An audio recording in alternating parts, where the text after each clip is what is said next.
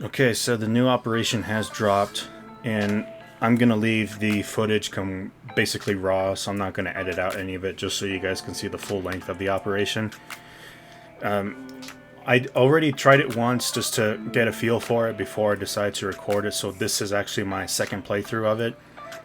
The difficulty is unsubstantial because they made some tweaks to the gameplay because they wanted to make operations harder.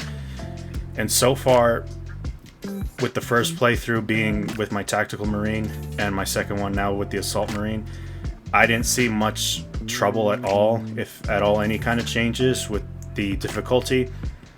But I think it might come down to the fact that both my tactical and assault marines are both maxed out, so they each have a full loadout of relic weapons. So I'm able to deal the damage needed while not taking the damage. And since the update actually didn't mess up the performance at all, like the 3.0 update did, I had no troubles going through it at all. And you'll kind of see at one point towards, I want to say towards the center, or not towards the center, towards the midpoint of this mission, that I tried to drop into just a horde of just hormigons, and then there were a couple of spore mines, and apparently that can actually one-shot you now.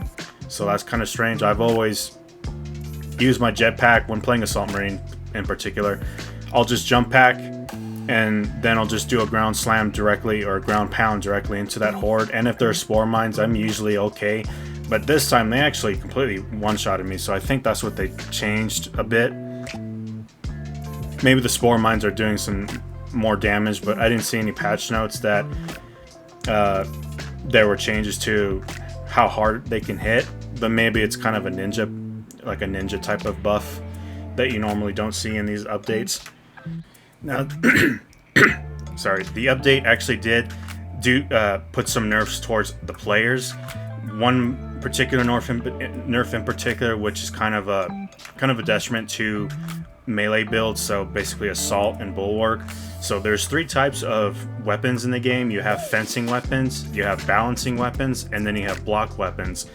Now, fencing weapons are the most popular, and even I kind of lean more towards fencing weapons. Unless I'm using a hammer, then I'll prefer balance. What fencing does is when you parry, and when you press parry, the entire animation of parry will allow you to block incoming attacks. What fencing does is, before this update dropped, the entirety of that parrying animation on a fencing weapon was a perfect parry animation. So from start to finish, the entire frame was a perfect parry. Now they changed it to where for fencing weapons, the parry only begins when you initially start the parry, and then towards the mid section of the animation, so it's about 20 frames, then that perfect parry window ends. And then towards the end half of that parry animation, it becomes a regular block.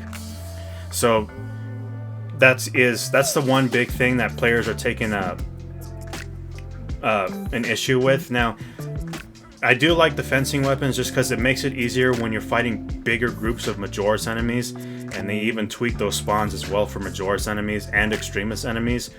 So now, I think you'll see it in this video, that one right before we hit the boss. Yeah, right before we hit the boss section, I actually got hit with, I think it was 8 or 9 Majoris enemies, all Tyranids with the bone swords.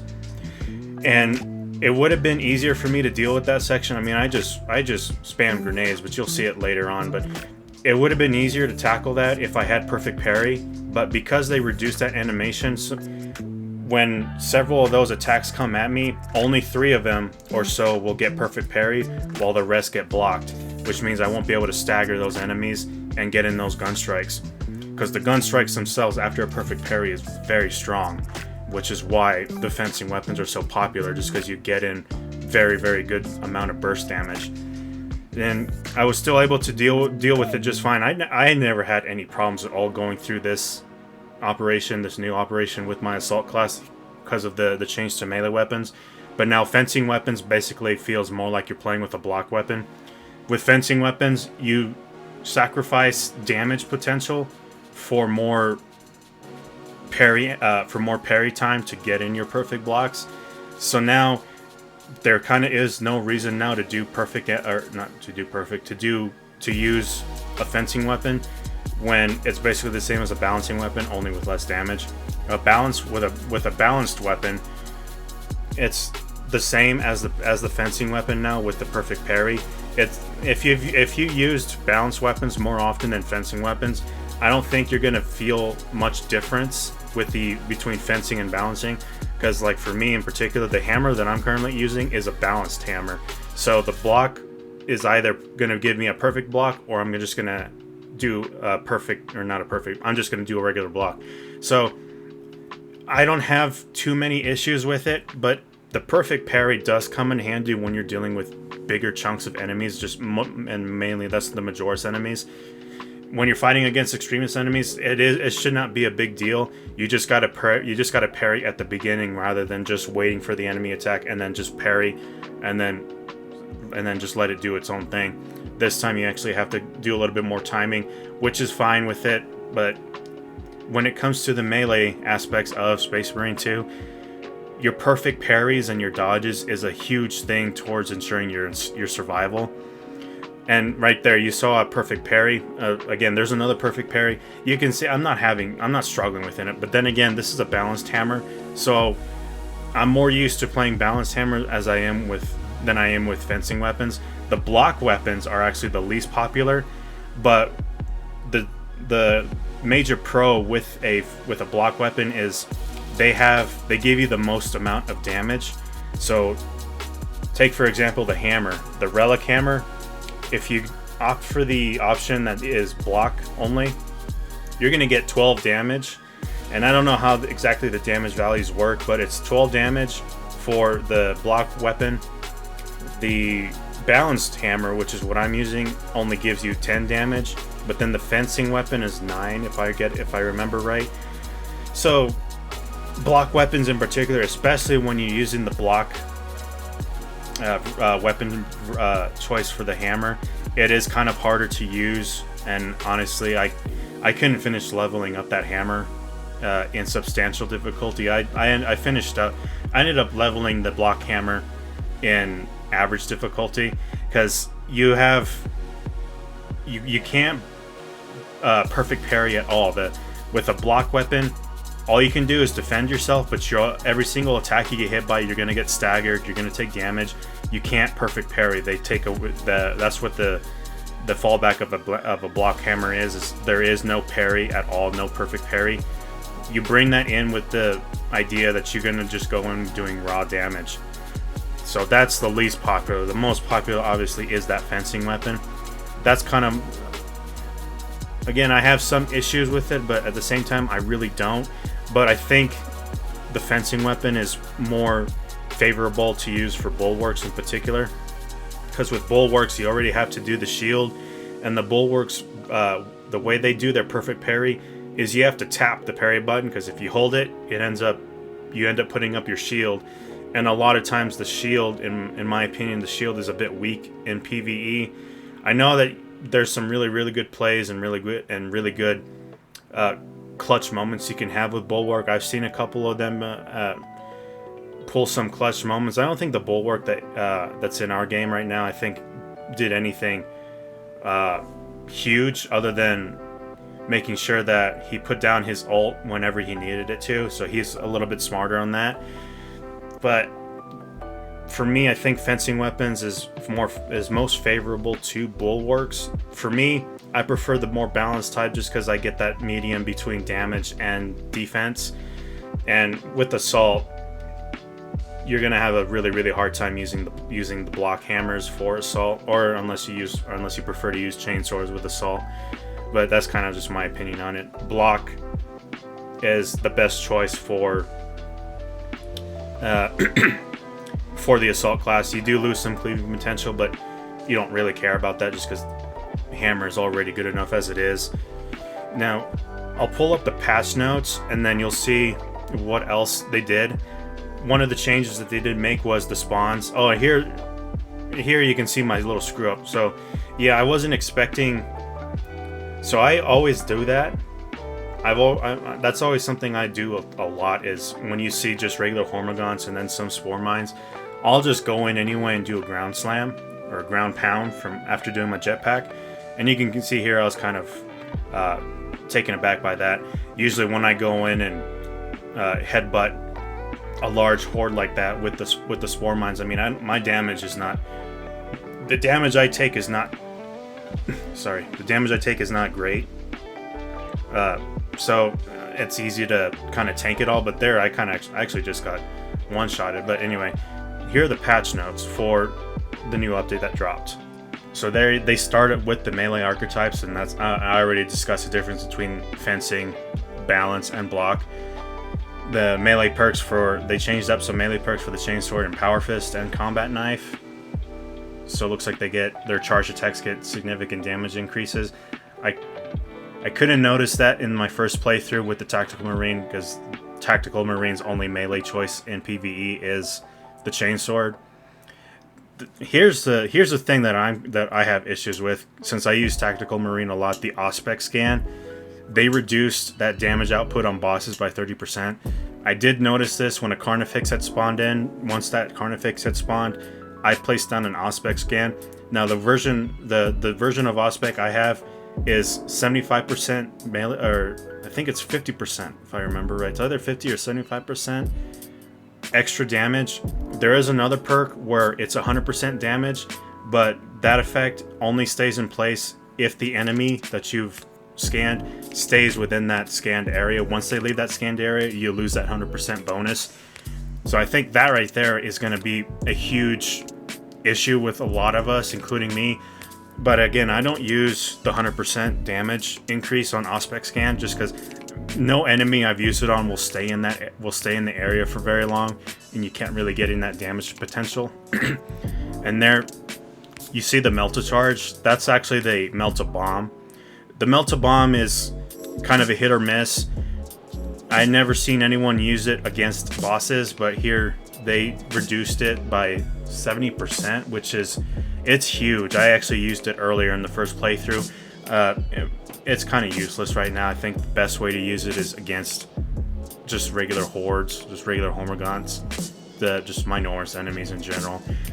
It's not doing much against Majoris enemies. It used to one-shot Majoris enemies. Now it doesn't. It just severely weakens them. But that is not a change that I agree with personally. You can also see now that Extremist enemies can now spawn with additional enemies before Extremist enemies. And Extremist enemies is enemy types like the Ravener, what's the other one? The Lictor. They usually spawn by themselves, kind of in an isolated portion, but they are close to the hordes that will usually spawn in place. But now these guys will actually spawn with some additional enemies. The first playthrough, we had a Lictor spawn. He did spawn with some Hormagaunts, but after that, later on in that mission, a Ravener spawned. I think a Ravener also spawns in this mission too, a couple of them. But I think they were by themselves still, so maybe there's some... maybe it's not working as intended completely, but it's a kind of a 50-50 from what I can tell so far. And then you can see what difficulty, the Ruthless difficulty, the new one they added to it. So ammo crates now have limited refills per player. Player's armor reduced by 20%. That's kind of that's a big one. And then substantial, player's armor is reduced by 30%. And for the armor for substantial difficulty, it's not too much of a big deal, but it does you're kind of absorbing more, not absorbing, but you're taking in more damage now. So the armor doesn't last for as long as it should now.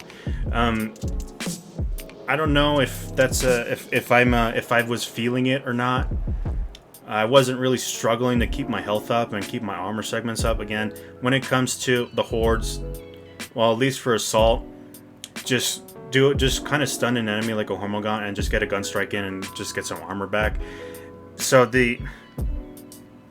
I don't know. Maybe it's a bad thing for substantial difficulty because that's their way of trying to make substantial in particular more difficult, because substantial difficulty is when you start getting the artificer data, which is the purple weapons. But I don't know. Well, I guess I can't really say too much on it just because I have a whole bunch, all my classes basically, except for sniper, are pretty strong. Maybe I should go in substantial with my sniper with just the master crafted weapons and see if I actually do feel the changes. And then here's the last highlight for lethal difficulty. And here you can see the Majora's enemies. Now they become enraged and will be more deadlier and harder to kill. I'm not sure if I'm going to do lethal difficulty anytime soon. There really isn't much, even though they say, you know, overcoming such a challenge will grant you new cosmetics. They're saying cosmetics in plural fashion. Honestly, that is singular, because if you and here I'll pull up a small little clip and you can see what exactly that reward is, and it's just a helmet. It doesn't look too bad. Scratches on the right side, damaged visor, so now you only have one working eye. I mean, yeah, it kind of looks pretty cool, but that's the only reward. There are no special cosmetics per class. That is a universal helmet, so it's available for every single class.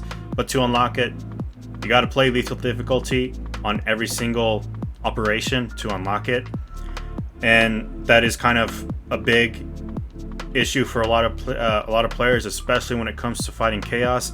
Chaos is very difficult to fight once you get up to substantial difficulty and up. Although they did make some tweaks to the Thousand Suns Marines, the Rubik Marines, so maybe it'll be easier, maybe it won't be. I never had fun with it. I did try to do substantial a couple days ago, Vox Liberatus, I believe it was, which is the half Tyranids and then half Chaos one. It wasn't fun once we got to fighting the Chaos Marines, especially the brute, the Hell Brute that spawned. Yeah, I'm never gonna do those above average difficulty. I've only played Chaos operations a few times. Tyranid is still much funner to fight. The operation in general is not too bad. As far as lengthwise goes, it is about the same amount of time playthrough wise to beat as any other operation, so it's about 25 minutes or so. It is artificially extended with a lot of the walking, so there's a bunch of just running to and from each shooting gallery. Here we are near the end. We're close to the boss, so I'll probably what I'll do is I'll let this play out, and then once we get to the boss section, I'll start explaining how exactly that boss fight works.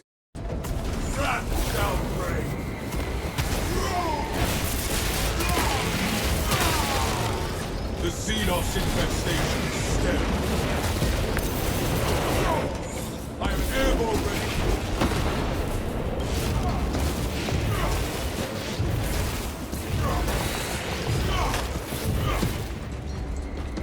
Your stalwart resolve is a bastion in these dark times.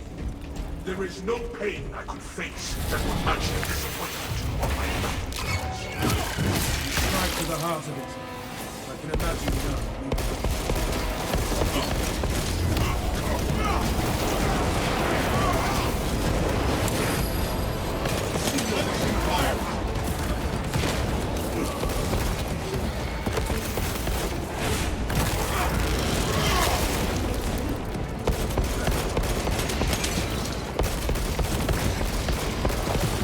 The Zoanthrope's skull makes a worthy trophy. Swapping magazine! There. That is how we will rise to meet our foes.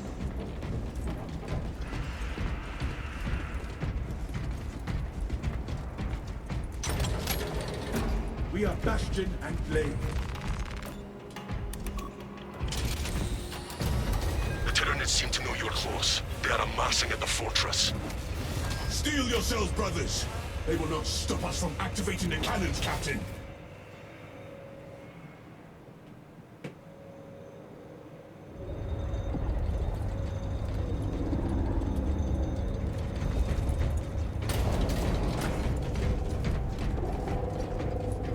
Gathering supplies. Load up!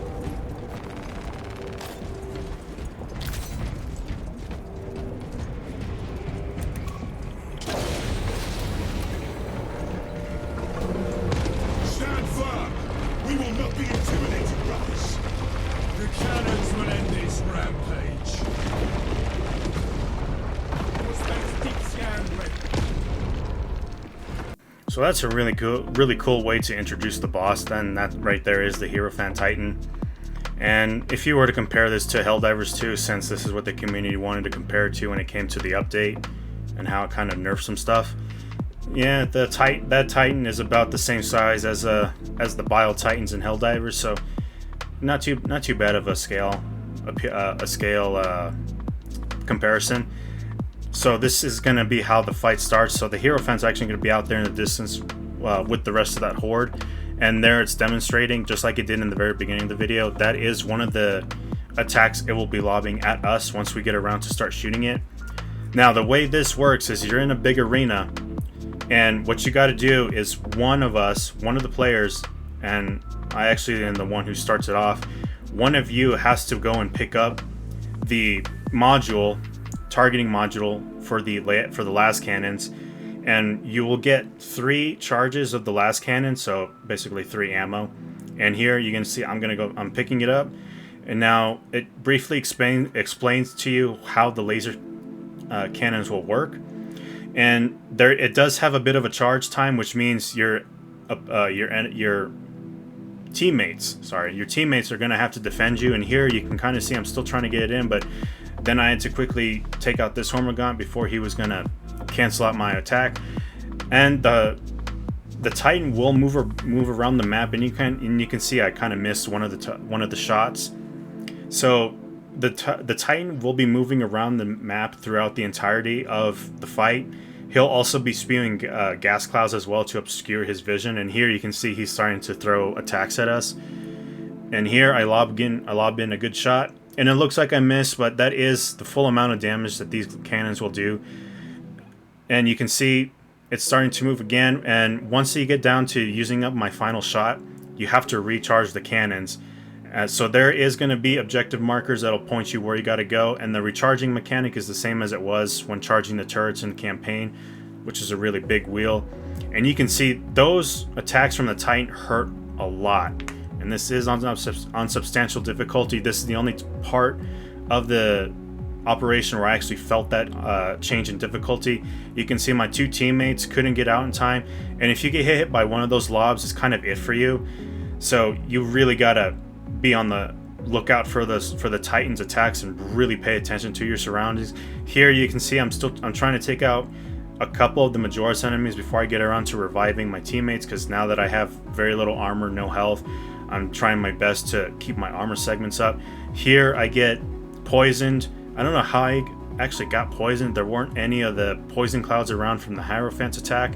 You can see I'm going to bring the Bulwark up. He's going to bring down his ult, and the Bulwark has his ult where it allows you to regain all of your contested health back, which is basically just another way of saying he's brought our health back up to full, so assuming we can get the damage in to bring back that contested health. Here, this is where you got to go and recharge the cannons. Once you've used up all 3 charges of the las cannons, you will drop that module and it's going to reset itself. So this means that another player can grab it. So I end up letting someone else grab it, so just so they can get an idea of how that works while I go and make sure that they aren't being harassed by enemies. If you do manage to take out all the enemies before we start getting around to the las cannons, it actually makes it easier because the enemies aren't constantly spawning on you. At least here in Substantial, they weren't spawning like crazy, which meant the second part of the Bile Titan wasn't too bad. Here you can see it's got more attacks coming in. There you can see the poison clouds that are residuals from the Bile Titan's attacks. You can see here he's shooting at the Titan, and here it's lobbing another. Those I think are just concentrated blast. The other one, the Titan, will actively actually try and follow you wherever you go throughout the map, rather than just shooting in a concentrated part of the map and kind of keeping you from moving around there just because of those poison clouds. And here I get hit by a huge concentration of it. Barely managed to get out before I got poisoned. And once again have to go and recharge the cannons. This should be the I think this was the final part, just because I think the Bile Titan gets weaker after each volley has passed. So recharge it, and then I think, if I remember right, after this, I go and grab the targeting module again. All the enemies are gone, so we don't have to worry about massive hordes coming in. Otherwise, when it comes to recharging, always try and go with that person who's recharging it, just so that way they don't get harassed by enemies.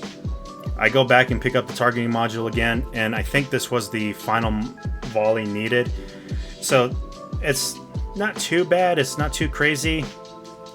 It is definitely different from your typical boss fight in Space Marine 2, which again, at least in Operations, the only other boss fight there is the Hive Tyrant. This one, you can only damage it with those last cannons. You can't shoot it or anything just because it's so far out there, so no melee or anything. Here you can see it's using the gas clouds to hide itself. That first volley actually missed. Well, and it's still showing, it's still firing its volleys, so you can still kind of gauge where it's at. It doesn't move. I get another shot. Let's see it. Ooh, 2 big chunks. So I kind of just stay in put. Just again, there's no more enemies. It's literally just the Hive Tyrant, not the Hive Tyrant, the Bio Titan, and then it goes down. And then you're treated to a nice little cutscene. So overall, the operation itself is good. I haven't felt the effects of this update. Again, it might come down to my tactical and assault marines being fully leveled with relic weapons. I can't really lash out the devs like others have, as my playstyle wasn't hit in a way that I will have to rethink it. Overall, it's still a solid update, no performance issues. Time will tell what will happen moving forward. Thanks for watching, hope to see you on the next one. Peace, bye.